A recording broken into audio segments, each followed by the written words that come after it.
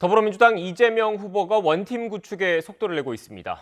국민의힘은 본격적으로 경선룰을 확정하고 막판 경쟁에 돌입했습니다. 그런가 하면 어제 별세한 노태우 전 대통령에 대한 정식 조문이 시작되면서 정재계 인사들의 발길이 이어지고 있습니다. 여야의 시각은 어떤지 전재수 더불어민주당 의원, 성일종 국민의힘 의원과 이야기 나눠보겠습니다. 안녕하세요. 네, 반갑습니다. 네, 안녕하십니까. 안녕하세요. 네, 먼저 앞서 제가 속보로도 좀 전해드린 내용인데 노태우 전 대통령에 대한 장례 정부가 국가장으로 치르기로 했습니다. 먼저 고인에 대한 평가를 좀 해주신다면요. 사실은 돌이킬 수 없는 역사적 과오를 저질렀습니다. 12.12 군부 쿠데타라든지 또 제 나라 국민들을 향해서 총을 들고 제 나라 국민들을 또 학살한 5.18 민주화 항쟁에 대해서는 돌이킬 수 없는 역사적 과오입니다. 그러나 북방 정책이라든지 또 1991년도 남북 기본 합의서를 통해 가지고 한반도 평화 정착을 위한 노력들 또 뭐 이런 것들은 상당히 또 평가할 만한 그래서 노태우 대통령 전 대통령을 평가할 때는 빛과 그림자가 동시에 함께 있었다 이렇게 이제 평가를 합니다. 네, 공과 과에 대해서 다 같이 언급을 해주셨는데 의원님께서는 어떻게 보십니까? 뭐 공과 과가 다 있겠지만 6.29라고 하는 선언을 통해서 독재 시대를 끝내고 국민들이 뽑아둔 직선제에 의해서 민주정부가 나왔었던 첫 번째 대통령이었죠. 그로부터에 대한 평가가 있기 때문에 상당한 그 과에 대한 문제도 있었지만 이 부분들을 아마 지금 우리 청와대가 평가하신 거 아닌가 생각을 합니다.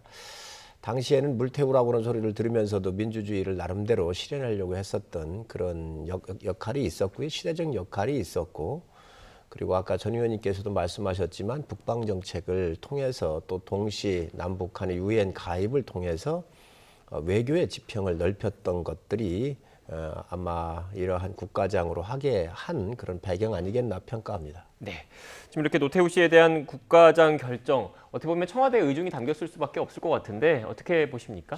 저는 뭐 당연히 이제 문재인 대통령의 의중이 아마 절대적으로 반영이 됐을 거고요. 돌이킬 수 없는 역사적 과오에 대해서 이게 뭐 충분한지 하지 않은지에 대해서는 뭐 사람마다 생각이 다 틀릴 수는 있겠지만 어떻든 그 아들을 통해서 저는 진정 어린 이런 사과 행보를 보였다 이렇게 평가를 합니다. 돌이킬 수 없는 역사적 과오에 대한 반성 그리고 사죄 그렇다면은 반성과 사죄 그리고 우리 공동체가 이제 용서해주는 이런 연쇄적 반응을 통해 가지고 또 한 시대를 좀 정리할 필요가 있다 이런 생각이 들고 아마 이번에 국가장을 하면서 이 모습을 보면서 전두환 전 대통령도 전두환 씨도 이것을 보면서 과연 자신이 그동안 무슨 짓을 해왔는지 대한민국의 여러 피땀 흘려가지고 쌓아올린 희생을 통해서 쌓아올린 민주주의에 대해서 끝끝내 도전하고 있는 자신의 모습을 한 번쯤은 성찰하고 돌아보고 반성할 수 있는 그런 계기가 또한 됐으면 좋겠다. 그런 이제 바람을 가지고 있고요. 저는 청와대에서 뭐 국가장으로 하는 것은 굉장히 적절하고 잘했다. 사과, 반성, 그리고 용서라는 이 연쇄적 반응이 우리 공동체 곳곳에서 좀 일어났으면 좋겠다. 이런 바람을 가지고 있습니다. 네, 지금 의원님 말씀하신 거 들어보면 결국 어떻게 보면 군사 반란 그리고 민주주의를 탄압한 역사의 죄인이지만 전두환 씨와는 좀 차이가 있다 그렇습니다. 이런 말씀이신 것 같은데요. 어떻게 보십니까? 뭐 차이가 있는 건 아니지요. 그러나 그 이후에 아드님께서 5.18에 가가지고 진심 어린 사과를 했고 또 5.18의 가족들이 그걸 또 받아주셨어요. 제가 그 5.18 이 공법단체 다 이걸 마무리하고 정운천 의원과 함께 초대를 받아서 광주에 갔었을 때 처음으로 초대 받으셨지 않았습니까? 그렇습니다. 네. 갔었을 때 그 어머님 한 분께서 전두환 대통령도 와가지고 화해를 좀 했으면 좋겠다, 사과를 해주셨으면 좋겠다 이렇게 요청을 하셨었어요. 그때 그 어머니께서 주신 말씀 중에 한 분이 이 노태우 대통령의 그 장남께서 직접 여러 번 내려와서 사과를 하더라. 몸이 불편하기 때문에 아버지가 못 오고 아들이 와서 사과했다는 이야기를 하시면서 그 용서하시는 모습을 좀 봤습니다. 어찌됐든 이제 다 누구든 세상을 떠나기 마련인데 이러한 역사적인 과오도 있고 공도 있지만 이 유언장을 통해서 제 과오의 깊은 용서를 바란다 이렇게 말씀을 하셨더라고요. 그래서 상당히 떠나시면서 마무리를 잘 하셨구나 하는 생각을 하고요. 또 앞으로 다른 분들도 뭐 전두환 대통령께서도 이런 역사적인 정리를 좀 하시면 어떻겠나 생각을 합니다. 네, 알겠습니다. 그럼 지금부터는 본격적으로 전국 현안과 관련된 이야기를 좀 해보겠습니다. 어제 이재명 민주당 대선 후보가 문재인 대통령을 만났지 않습니까? 오늘은 또 추미애 전 장관을 만난다고 하더라고요. 본격적으로 어떻게 보면 이른바 원팀 행보 구축에 나섰다 이렇게 보면 되는 겁니까? 예, 정상적이고도 또 뭐 정해져 있는 일정에 따라서 네. 그런 행보들을 쭉 하고 있습니다. 일단은 막판까지 이제 치열하게 경쟁을 했던 이낙연 후보를 제일 먼저 만나고 그리고 이제 문재인 대통령을 또 만나 뵙고 어제는 또 정세균 전 후보님도 뵙고 오늘은 추미애 그리고 앞으로 이제 김두관 그다음에 이제 박용진 의원도 순차적으로 만나 나갈 예정이고요. 그리고 그것이 끝나면 이제 선거대책위원회 또 구성을 할 겁니다. 이것은 이제 경선이 끝나고 난 뒤에 공식적으로 이재명 후보가 민주당의 명실상부한 후보가 됐음을 이제 선언하는 의미가 있는 것이고 그러한 절차들을 밟아 나가는 것으로 보면 될 것 같습니다. 굉장히 뭐 순리대로 지금 가고 있는 것으로 그렇게 평가를 합니다. 네, 지금 어제 회동 관련된 내용이니까 전 의원님께 추가적으로 하나만 더 여쭐게요. 어제 또 그 주목됐던 게 저희가 앞서 영상을 통해서도 보여드렸는데 지난 대선 당시에 어떻게 보면 문재인 대통령과 이재명 후보가 치열하게 경쟁을 했지 않습니까? 그거 관련해서 그 이재명 후보가 사과를 했더라고요. 문재인 대통령한테 어떤 의미가 있을까요?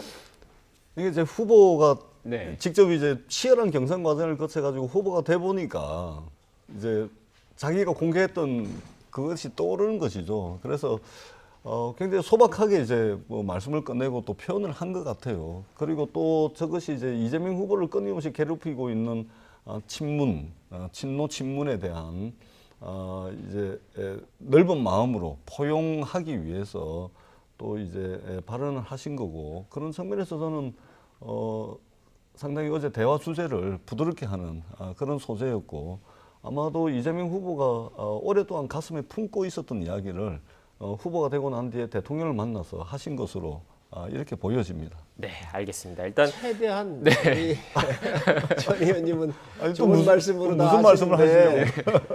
사실 이재명 지사는 정상적인 과정을 통해서 프로세스에 의해서 당선된 사람이에요. 네. 뭐 원팀 얘기할 것도 없습니다. 그런데 왜 이렇게 하겠습니까? 너무도 험이 많은 거예요. 정말 우리 헌정사에서 이렇게 흠이 많은 그러한 후보를 전 의원님 보신 적 있으십니까?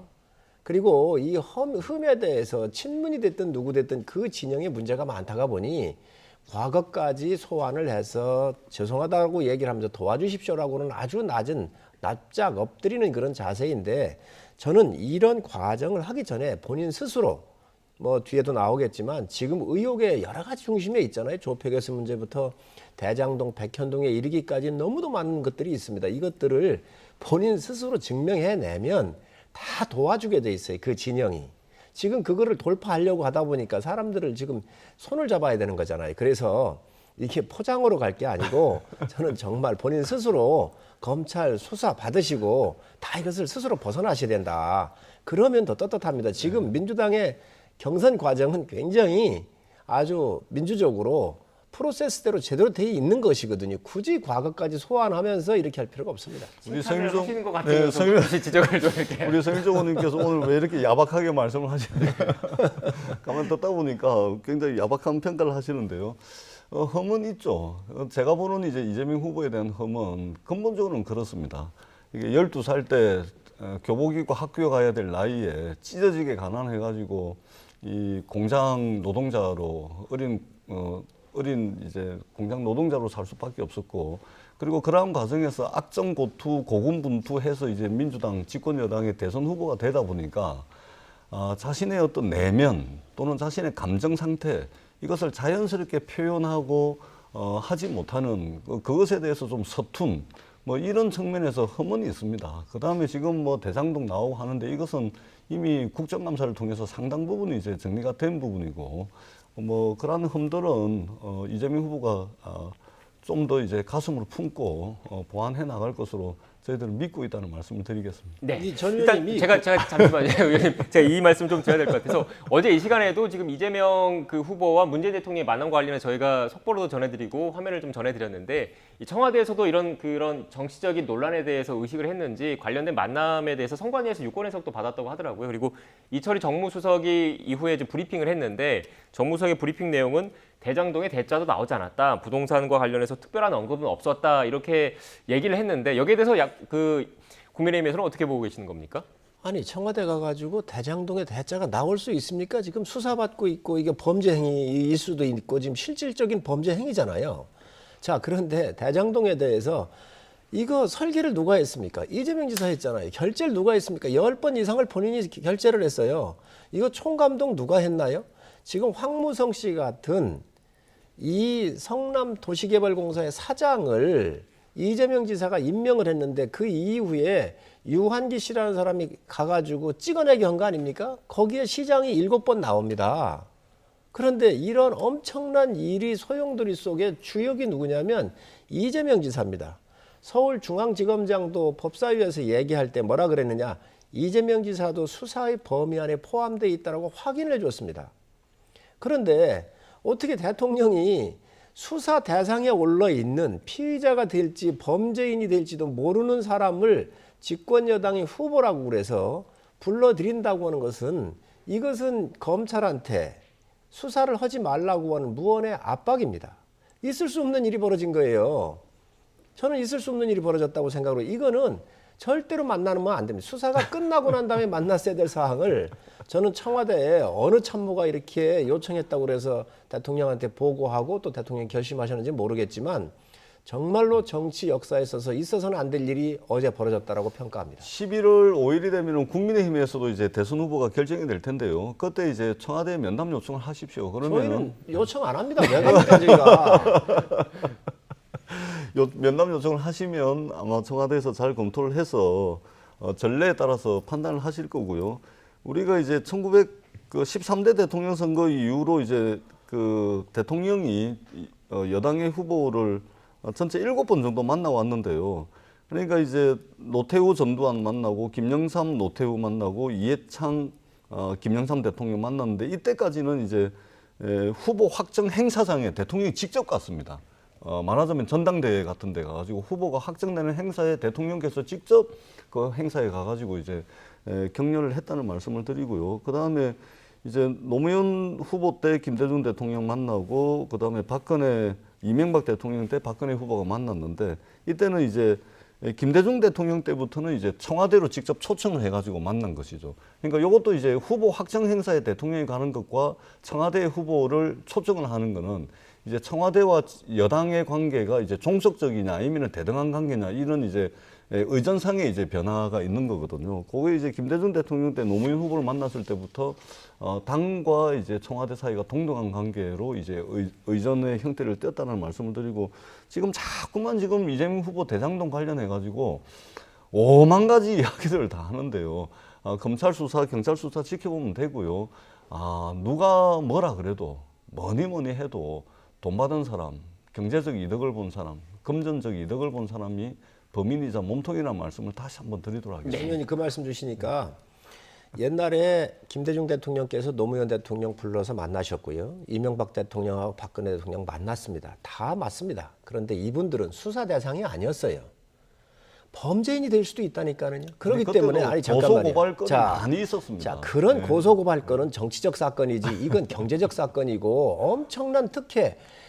우리 국민들의 사유재산을 뽑아 착취를 해가 공권력으로 이것을 뺏어가지고 1조 원에 넘는 돈을 7명한테 준 사건이고 그걸 국민의힘이 한 거 아닙니까? 자, 원인 그런 제공한 얘기 하지 것도 마세요. 국민의힘이고 무슨 시드머니 국민의힘이에요. 마련해 준 것도 국민의힘이죠. 자, 그래서 여기에 설계자이고 결재권자인데 지금 수사 대상이라고 수사 책임자가 얘기를 했는데 대통령께서 이걸 이분 불러가지고 같이 이 사진을 찍고 1시간 동안 만났다고 하는 것은 있을 수 없는 얘기예요. 그거를 우리가 문제 삼는 것이지요. 어느 국민이 이걸 인정하겠습니까? 그리고 대통령께서 뭐라 하셨습니까? 10월 23일 날 뭐라 하셨습니까? 실체적 접근에 확실하게 갈 수 있도록 하라고 그랬거든요. 실체적 접근이 누구였겠어요? 대상이. 최종 결정권자가 누구냐를 보는 거예요. 아주 이 수사에 대한 엄정 수사를 지시를 하시면서 실체적 접근을 하라 그러셨거든요. 실체적 접근으로 가려고 한다면 누구냐? 결재권자한테 가야 되는 겁니다. 시장이 책임을 져야 되는 겁니다. 그런데 본인께서 말씀하셨는데 불러가지고 차담을 했다고 하는 것은 있을 수 없는 얘기예요. 네, 일단 지금 제 주제에 있어서 좀 정리를 좀 해야 될 것 같아요. 일단 뭐 두 분의 이런 그 청와대 회동에 대해서 시각차가 확연한데 앞서 성 의원님께서 말씀하신 것 중에 뭐 이재명 지사가 이번 대장동 관련된 설계자다라고 얘기했던 부분은 제가 좀 정정할 부분은 일단 그 설계자라는 발언을 이재명 지사 당시 지사가 하긴 했는데 공익 환수 그러니까 성남시 이익과 관련된 부분만 설계를 했고 나머지 부분은 잘 모른다. 그리고 나머지는 현재 또 확인된 게 없이 검찰 수사가 진행되고 있기 때문에 그 부분은 좀 지켜봐야 한다라고 제가 말씀을 이건 드리고요. 잘못됐는데 내가 기회가 올 때 반론을 제가 제기하겠습니다. 네. 아니 알겠습니다. 그러니까 너무 네네. 일단 뭐 예, 이 뭐, 부분 예, 정리를 그렇게 하고 합시다. 이제 본격적으로 좀 더 이어가 볼게요. 지금 성 의원님께서 말씀하시는 게 그 대장동 관련된 의혹 그리고 성남 도시개발공사 초대 사장의 중도 사태와 관련된 의혹이 지금 계속 불거지고 있지 않습니까? 관련된 녹취가 좀 있는데 녹취를 듣고 이야기 이어가겠습니다. 아니 그게 뭐 지 거야 원래? 그걸 주고 말고 할 거야. 시장님 명을 받아서 한 거 아닙니까? 대신 여기 꼭 시장님 얘기입니다. 그렇게 모르십니까? 당신이 엄청난 역할을 맡았구나 보니까, 그지? 김수장이나 유동규가 직접 말은 못하겠고, 응? 저한테 이 역할 당신이 골랐으면 당신이 내가 그러고 해도 되고. 알았어, 그래 알았어. 내주에 내가 해줄게. 오늘 아닙니다. 오늘 사장님이랑 저랑 어느 누구의 밑에 다 박살 아니야. 아주 꼬리. 네, 관련된 녹취를 들었는데 의원님 이 녹취와 관련해서 결국 최종적인 책임자는 당시 이재명 성남시장한테 있었다 이런 입장이신 겁니까? 그러면요, 지금 성남시의 자회사 아닙니까? 그렇잖아요. 성남도시개발공사는. 그러면 이 도시개발공사의 황무성 사장을 누가 임명을 했느냐? 이재명 지사가 임명을 했습니다. 임기가 1년 7개월이 남았거든요. 반도 안 지났었어요. 그 분을 찍어내게 하는 겁니다. 그러면 시장이 몰랐겠습니까? 임명권에 대한 도전입니다. 유한기가 누구예요? 그 밑에 있는 부장급이에요. 그러면 큰 회사에 자회사 사장을 내쫓는데 자회사의 부장이나 이사가 가지고 사장 사표 받을 수 있습니까? 상식선의 이야기를 해야죠, 지금. 그리고 그날 어떻게 했어요? 바로 화천대유가 설립된 겁니다. 그러니 이 의혹 덩어리가 이렇게 큰데 지금 여당은 자꾸 보호하려고 그러지 마시고 정말 여당의 의원들이 집단의 지성이 발동이 돼서 이 집단의 지성이 가동이 돼야 돼요. 그래서 정말 앞으로 미래 권력, 대한민국 운명을 맡길 지도자의 문제가 있다고 한다면 여당이 더 나서야 되는 것이지요. 그래서 이런 거를 자꾸 덮으려고 하시지 말고 저는 국민들한테 보고할 필요가 있다. 그리고 나서시라 말씀드립니다. 우리 서일조 의원님 더 말씀하실 수 있게 제가 한 가지 여쭤볼게요. 그러면 자 이재명 시장이 백발양보해서 개입했다 칩시다. 개입했다 칩시다. 그러니까 저 황 사장이 있으면은 민간 개발업자들 뜻대로 안 되니까 말하자면 강제로 사퇴를 시키고 거기에 이재명 시장이 오케이를 한 거고 그래서 그러면은 저기에 유동규, 남욱, 정영학 또 김만배 이 한 통 속이 된 민간 개발업자들이 자기들 의도한 대로 이제 끌고 가려고 이 황 사장을 쫓아낸 건데 그러면은 이재명 시장이 민간 개발업자들 하고 한 통 속이 돼가지고 민간 개발업자들 덕을 보게 해주려고 찍어냈다 이게 성립이 되는 건데 이 부분은 어떻게 생각하십니까? 좋습니다. 좋은 질문하셨습니다. 그래서 시민들이 시장을 시킨 겁니다. 만약에 민간업자들이 폭리를 취하거나 문제가 있으면 우리가 당신한테 시장의 권력을 위임했으니 저 사람들 인허가권을 가지고 환수를 하든 그 초과 수익에 대해서 환수를 하든 기부 체납을 받든 그 무엇을 할 수 있는 권한을 시장한테 부여한 겁니다. 대한민국 대통령한테는 모든 권한이 부여가 될 수 있어요. 범위 내에서. 이 어느 재벌이 됐든 그 누가 됐든 국민 이익에 대해서 침해할 때는 대통령은 그걸 할 수 있는 것이지요. 아니 민간이 그러면 분양을 하게 하면 됩니다. 말 그대로. 그래서 해서 거기에 더 많은 기부 체납 받으면 됩니다. 얼마든지 인허가권으로 할 수 있습니다. 그거를 안 해놓고 자기 7명한테 1조에 넘는 돈을 주어놓고 지금 민간이 하려고 하는 걸 내가 막았다? 이걸 말이 되는 얘기를 해야지요. 지금 그리고 아니 이 사장이 떳떳하게 그런 문제가 있으면 본인이 불러서 내가 공영개발을 해야 되겠는데 당신이 말 안 듣니? 왜 안 듣는가? 그러면서 사표를 본인이 직접 받아야 할 사항입니다. 그래놓고 그럴 상황인데 그게 아니고 유한기라고 하는 부장급들에다가 사장을 갖다가 내쫓게 시켜놓고 차담하면서 보냈었을 때 왜 나는 그런 적이 없다. 왜 나가려고 하느냐. 뭐 이렇게 얘기했다고 그러는데 있을 수 없는 얘기죠. 당당하게 해야 합니다. 네. 여기에 가려진 이 흑막을 검찰이 밝혀내야 합니다. 제가 좀 말씀드릴게요. 그러니까 황 사장을 이제 그 제거하고 민간 개발업자들이 자기가 원하는 그림으로 대장동 개발 사업을 이끌고 가기 위해서 황 사장을 이제 제거를 했다는 건데, 그리고 거기에 이재명 시장이 오케이를 했다는 건데, 그럴 거면 이재명 시장이 2015년도 3월 달에 대장동 개발 사업을 하기 위해서 성남시가 마련한 공모지침서에 5,500억에 달하는 성남시의 성남시의 확정 이익을 사전에 확정을 하겠습니까? 만약에 민간 개발업자들의 배를 불려주기로 했으면 5,500억이 아니고 성남시의 목과 성남시의 확정 이익을 100억, 50억, 10억으로 줄이지 왜 5,500억 하고 그렇게 하겠습니까? 더더구나 김만배 씨는, 그리고 남욱 변호사가 여러 가지 인터뷰 등등을 통해 가지고 지금 밝혀진 바에 의하면 우리가 가져가야 될 몫을 이재명 시장이 공산당 같이 해가지고 다 뺏어갔다.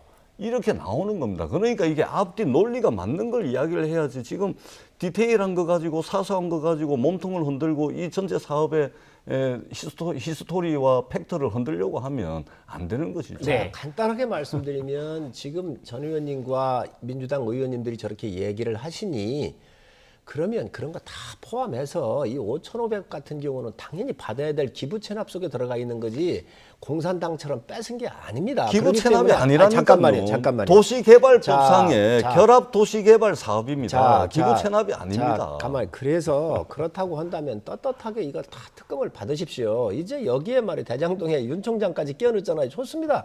윤 총장 포함해서 다 특검을 받으면 될 일을 왜 떳떳하지, 뭐가 그렇게 두려운지 왜 안 받는지 모르겠어요. 떳떳하게 받으십시오. 제가 이 부분도 좀 정리를 좀 해야 될 것 같아요. 기부 체납과 기부 체납이 아니다. 아닙니다. 이 부분은 보면 그 시각 차이가 좀 있는 것 같아요. 어떻게 보면 기반 시설 설비와 관련해서 해당 사업지와 좀 거리가 있기 그럼요. 때문에 그거는 기부 체납으로 봐서는 안 된다라는 기부 체납이 아닙니다. 예, 이런 예, 취지의 예. 입장이시고, 또 국민의힘 같은 경우에는 이런 그 거리가 좀 떨어져 있더라도 어차피 개발 그 상당수 민간 그 사업에서는 그런 걸 좀 그 기반 사업 조성비를 준다. 그래서 기부 체납으로 봐야 된다는 입장이니까 이렇게 좀 시각 차이가 있다는 제가- 그게 말씀을 법적 근거가 네. 있습니다. 자, 기부 제가- 체납은 오늘 성인조 의원님께서 말씀을 많이 하셨으니까 제가 좀 말씀을 드리자면, 대개의 경우 이제 부동산 개발 사업을 하게 되면 거기서 이익이 생기지 않습니까? 그러면 이제 그 이익을 본 민간 개발업자들이 주민 편의 시설을 짓습니다. 근데 그 주민 편의 시설은 어디다 짓냐면 그 개발 사업 부지 내에 짓게 됩니다. 학교를 만든다든지 소공원을 만든다든지 이겁니다. 여기는 성남시 대장지구는요, 대장동은 성남시 분당구입니다.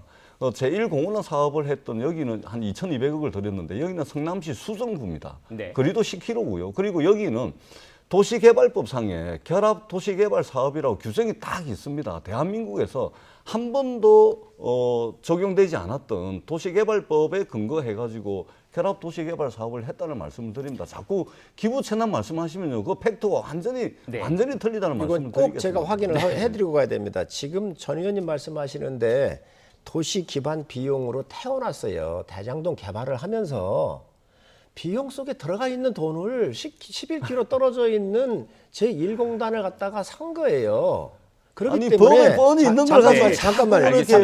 사실관계를 그렇게 그래서 말씀하시면 도시 기반 비용 속에 들어가 있는 거, 이거는 당연히 쓸어가는, 기본적으로 이 대장동을 하면서 들어가는 비용을 여기다가 넣어놓고 이놈을 갖고 가가지고 11km 떨어져 있는 그곳을 공원으로 사들인 거라니까요. 그래서 이거는 그런 의미가 아니에요. 의원님, 그래서 지금 이건 저희가 무조건 지금- 비용입니다. 네. 일단 이 관련된 것과 관련해서 저도 지금 전문가분들 여러 의견을 좀 들어봤더니 전문가분들마다 각각 근거 조항을 가지고 의견이 다르시더라고요. 두 분 말씀하신 것처럼 일단 이 정도로 특검하시면 됩니다. 일단 이 특검하시면. 정도로 좀 정리를 하고 지금 주제를 좀 바꿔봐야 될 것 같아요. 그런가 하면 그 이른바 고발사주 의혹과 관련해서 손준성 검사에 대한 구속영장이 기각됐습니다. 기각 이후에 손 검사의 모습을 먼저 보고 오겠습니다.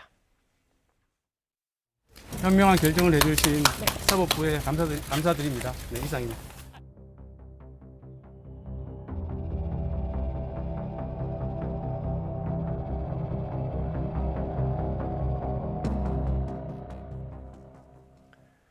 네, 손준성 검사에 대한 구속영장이 기각됐는데 법원에서는 일단 구속의 필요성이 조금 부족하다 이렇게 판단했으니까 기각을 했겠죠. 어떻게 보십니까? 예, 일단은 저는 공수처를 바라보면서 상당히 좀 아쉽습니다. 왜냐하면은 요번에 이제 손준성 검사에 대한 구속영장, 사전 구속영장 청구가 공수처 1호거든요. 첫 번째 사전 구속영장인데 이게 기각이 됩니다. 그다음에 얼마 전에 공수처의 1호 수사가 뭐였냐면 조희연 서울시 교육감에 대한 수사였습니다. 근데 조희연 교육감이 설사 위법 사실을 했다 하더라도 기소 권한이 공수처에 없습니다. 근데 이거를 1호 수사라고 하는 겁니다. 그러니까 그동안 견제받지 않고 이게 책임지지 않은 어마어마한 무소불위의 이 검찰 권력을 어떻게든 이제 좀 견제와 균형의 원리 위에 올리기 위해서 검경 수사권 조정 해가지고 어려운 개혁 과제로 해가지고 공수처를 출범시켰는데 굉장히 좀 아쉬움이 있다 이 말씀을 드리고 영장이 기각이 됐다 그래서 범죄 혐의가 다 벗어지는 것은 아닙니다. 추가적으로 수사를 할 것이고 그리고 이미 팩트로 밝혀진 부분들이 있습니다. 그렇기 때문에 공수처가 더 보완 수사를 해서 다시 뭐 영장을 청구를 하든 아니면은 뭐 기소를 하든 그런 이제 아마 조치를 취할 것으로 보고 다만 저것을 또 윤석열 후보는 정치 공작이다 이야기를 하는데 이게 내로남불이죠. 자기가 검찰총장 검사했을 때 했던 수사들은 다 정당하고 자신을 향한 수사는 무조건 정치 공작이다 이래 몰아가는 것은 굉장한 수준의 내로남불이다 이렇게 평가를 하고요. 더더구나 자기가 27년 동안 몸담았던 검찰에 대해서 발언을 할 때는 좀 신중해야 됩니다. 거기 계셨던 분이기 때문에. 그렇기 때문에 적절하지 않은 발언으로 판단이 됩니다. 네. 뭐 이재명 지사가 험이 워낙 많고 지금 수사를 받고 있기 때문에 여당이 윤 총장에 대해서 공격하는 거는 정치적으로 뭐 대립각을 세우기 위해서 그럴 수 있다라고 보여지지만 국민께서는 판단하고 있다고 생각을 해요. 왜 그러냐면 작년도 2월 달에 검찰에 인사를 했잖아요. 그 인사 누가 했습니까? 추미애 전 장관이 했습니다. 그래서 윤 총장이 이 범죄수사기획관을 기존에 있던 사람을 놔달라 그랬어요. 그 사람 내쫓고 새로 임명한 게 손주성 씨입니다. 그래서 당시에 고립무원이었잖아요. 윤 총장 주변에는 완전히 포위조로 추미애 사단들이 다 에워싸고 있었기 때문에 어떤 총장이 여기에서 고발을 사주하겠습니까? 전혀 있을 수 없는 일이라고 보여지고요. 이번에 또 이게 영장이 뭐 다 법원에서 채택이 안 되고 이렇게 했는데 전 당연하다고 생각을 해요. 아니 손주성 검사가 현직 검사 아닙니까 지금? 그럼 방어권을 줘야지요. 그냥 발부해가지고 방어할 시간조차도 안 해줬고 절차에 정당성이 전혀 없습니다. 그리고 거기에 성명 불상이에요. 이름도 없어요. 이런 영장 보셨습니까? 당연한 겁니다. 그렇습니다. 그래서 지금 이거는 지금 윤석열 후보를 흠집내고 또 야당에 11월 5일 있을 이 예비 선거, 당내 경선에 영향을 주기 위한 저는 정치 공작이라고 보고 이것이 지금 막혔다 이렇게 보여지고요. 또 여기에 조성은 씨하고 그 국정원장하고 여러 번 만났지 않습니까? 지금 원장님이나 제가 원하는 날짜가 아니라고까지 얘기하고 수없이 많은 것들이 나오고 있기 때문에 저는 진실이 밝혀지고 있다고 생각을 합니다. 네, 저희가 다음 주제 넘어가려고 그랬는데 이른바 또 제보사주 말씀하셔서 반론이 있으실 것 같아서 말씀을 간략하게 듣고 넘어가겠습니다. 그러니까 그 성일종 의원님과 이제 국민의힘에서 이 모든 사건들을 정치 공작이다 이렇게 한마디로 그냥 퉁치고 넘어가려고 하시나 본데 그렇게 하고 넘어가기에는 사안이 너무 중대합니다. 공익의 대변자여야 할 검찰이 사익을 대변한 겁니다. 검찰총장의 이익을 대변한 겁니다. 그렇기 때문에 이 국기문란 사건, 헌법 유린 사건이라고 저희들이 규정을 하고 있고 굉장히 큰 사건이네요. 이 사건의 중대성이 있다 이렇게 이제 전현이 굉장히 큰 사건이네요. 그럼요. 그렇다라는 말씀을 드리고요. 분명한 사실이 있습니다. 손준성 검사가 김웅 의원을 통해서 넘겼고 그리고 김웅 의원이 국민의힘 당 공식 기구를 통해서 실제 고발이 이루어졌고 그리고 김웅 의원과 손준성 검사가 자기들하고는 아무런 이해관계도 없는 그런 내용의 고발장을 왜 주고받습니까? 그리고 실제 고발이 이루어집니까? 거기에는 윤석열 총장과 관련된 고발장 내용이 전부 그 내용입니다. 그렇기 때문에 이것은 합리적 의심을 할 수밖에 없고 그동안 나온 증거 자료만 가지고도 충분히 범죄 혐의가 있다. 공수처에서 보안 수사를 할 거다. 지켜봐 주시면 된다. 이 말씀을 네, 드립니다. 제가 죄송합니다. 죄송합니다. 네. 마무리하겠습니다. 고발장이 틀리다는 말씀 드리고요. 그러면 굉장히 중대한 고발장 사건이라고. 똑같습니다. 자, 그러면 내용 똑같습니다. 중대한 사건이라고 그러니 좋습니다. 전 의원님 제가 제안 하나 할게요. 네. 이거 특검하시죠. 그리고 이재명 지사 다 특검 같이 하시죠. 이 부분은 제가 양보하지 않겠습니다. 예, 제가 성일종 의원님 말씀 충분히 하시도록 제가 계속 질문도 드리고 충분히 말씀 기회를 드렸는데 자꾸 특검 지금 몇 차례 걸쳐서 특검 말씀을 하시는데요. 자, 특검은 여야 협상 대상입니다. 상설특검법이 있다 하더라도 수사 범위와 수사 대상을 정하는 데 있어서는 여야 간 합의가 돼야지 특검이 시작이 됩니다. 예를 들면 이재명 후보 특검 대상 수사 범위에 넣자고 하겠죠. 그러면 민주당에서는 윤석열 후보 부친의 집을 산 화천대유 김만배 대주주의 친누나가 집을 샀습니다.